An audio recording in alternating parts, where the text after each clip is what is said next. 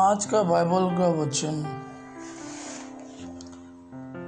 उत्पत्ति का ग्रंथ अध्याय 49 वचन 2 और 8 से 10 और आज का सुसमाचार सन्मति के अनुसार अध्याय 1 वचन 1 से 17। उत्पत्ति का ग्रंथ अध्याय 49 वचन 2 और 8 से 10। याकूब ने अपने पुत्रों को बुलाकर कहा, एकत्र हो जाओ, मैं तुम लोगों को बताऊंगा कि भविष्य में तुम पर क्या बीतेगी। याकूब के पुत्रों, एकत्र हो जाओ और सुनो, अपने पिता इज़राइल की बातों पर ध्यान दो।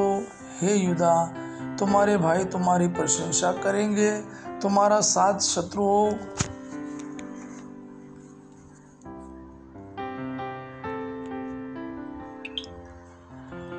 की गर्दन दबोच लेगा और तुम्हारे पिता के पुत्र तुम्हें दंडवत करेंगे। यूदा युवा सिंह के सदृश है, पुत्र तुम शिकार कर लौटे हो। वह सिंह पशुराज की तरह झुक कर बैठा है, उसे उत्तेजित करने का साहस कौन करेगा।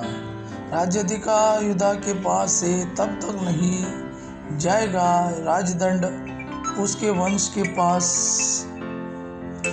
तब तक रहेगा।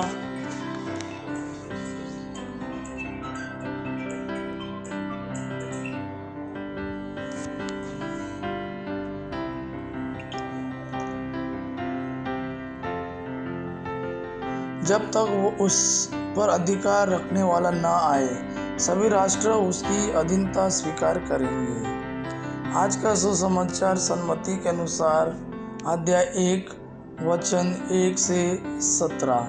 इब्राहिम का संतान दाऊद के पुत्र यीशु मसीह की वंशावली। इब्राहिम से इसहाक उत्पन्न हुआ, इसहाक से याकूब, याकूब से यूदस और उसके भाई यूदस और तामार से फारेस और जारा उत्पन्न हुए। फारस से एस्रोम, एस्रोम से आराम, आराम से अमीनादाब, अमीनादाब से नासोन, नासोन से सालमोन, सालमोन और रखाब से बोएज, बोएज और रूत से ओबेद,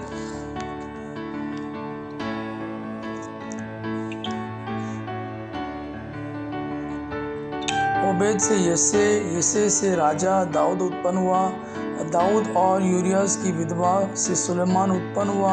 सुलेमान से रोबाम, रोबाम से अबिया, अबिया से यासाफ, आसाफ से योसफात, योसफात से ओराम, ओराम से अजियास, अजियास से योताम, योताम से आकाश, आकाश से एजिकियास, एजिकियास से मनासेस, मनासेस से आमोस, आमोस से योजियास और बाबुल निर्वासन के समय योजियास से यकोनियस और उसके भाई उत्पन्न हुए।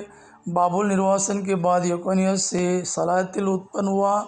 सलातिल से जरुब्बाबेल, जरुब्बाबेल से अबियूद, अबियूद से एलियाकिम, एलियाकिम से आजोर, आजोर से सादोक, सादोक से आकिम, आकिम से एलियोद, एलियोद से एलियाजर, एलियाजर से मतान, मतान से याकूब, याकूब से मरियम का पति यूसुफ और मरियम से यीशु उत्पन्न हुआ, जो मसीह कहलाते हैं। इस प्रकार इब्राहिम से दाऊद तक कुल 14 पीढ़ियाँ हैं, और दाऊद से बाबुल निर्वासन तक 14 पीढ़ियाँ, और बाबुल निर्वासन से समय तक 14 पीढ़ियाँ।